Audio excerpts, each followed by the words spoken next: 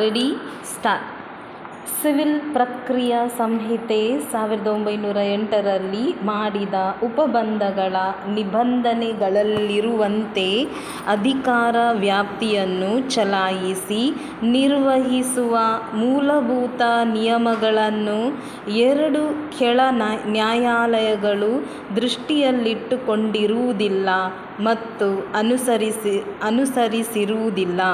ಈ ಮೊಕದ್ದಮೆಯು ಲೋಪದಿಂದ ಕೂಡಿರುವುದರಿಂದ ಅನುಕ್ರಮವಾಗಿ ಪ್ರಶ್ನಿತ ಆದೇಶ ಮತ್ತು ತೀರ್ಪು ನಿರರ್ಥಕವಾಗಿವೆ.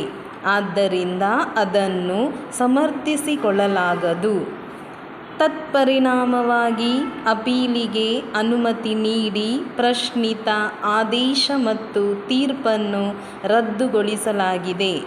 OS ಸಂಖ್ಯೆ 270/2014 ಕಾನೂನಿಗೆ ಅನುಸಾರವಾಗಿ ತೀರ್ಮಾನಿಸಲಾಗದ ಕಾರಣ ಅಧಿವಿಚಾರಣಾ ನ್ಯಾಯಾಲಯದ ಕಡತಕ್ಕೆ ಹಿಂದಿರುಗಿಸಲಾಗಿದೆ.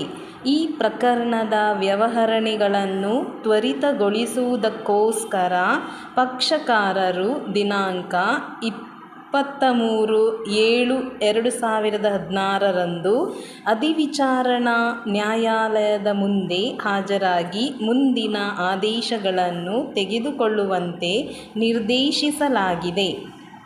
Next para. ಪ್ರತಿವಾದಿಗಳಿಗೆ ದಿನಾಂಕ 27/8/2016ಕ್ಕೆ ಮುಂಚೆ ಲಿಖಿತ ಹೇಳಿಕೆಯನ್ನು ದಾಖಲು ಮಾಡಲು ಅನುಮತಿಸಲಾಗಿದೆ. ಲಿಖಿತ ಹೇಳಿಕೆಯನ್ನು ದಾಖಲು ಮಾಡಿದ ದಿನಾಂಕದಿಂದ 2 ವಾರಗಳ ಅವಧಿಯೊಳಗೆ ವಿವಾದಾಂಶಗಳನ್ನು ಎತ್ತತಕ್ಕದ್ದು. ಪಕ್ಷಕಾರರು ಬಹುತೇಕ 16 ವರ್ಷಗಳಿಂದ ನ್ಯಾಯಾಲಯದ ಮುಂದೆ ಇರುವುದರಿಂದ ಆದಷ್ಟು ಬೇಗ ದಾವೆಯನ್ನು ತೀರ್ಮಾನಿಸುವುದು ಅಗತ್ಯವಾಗಿದೆ.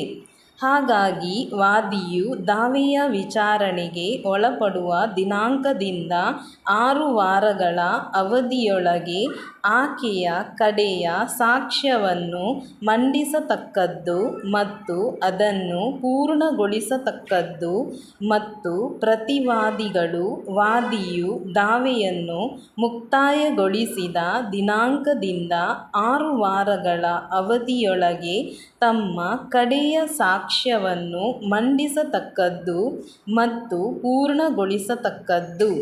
ವಿಚಾರಣೆ ಮುಗಿದ ದಿನಾಂಕದಿಂದ 2 ತಿಂಗಳೊಳಗಾಗಿ ದಾವೆಯನ್ನು ತೀರ್ಮಾನಿಸತಕ್ಕದ್ದು.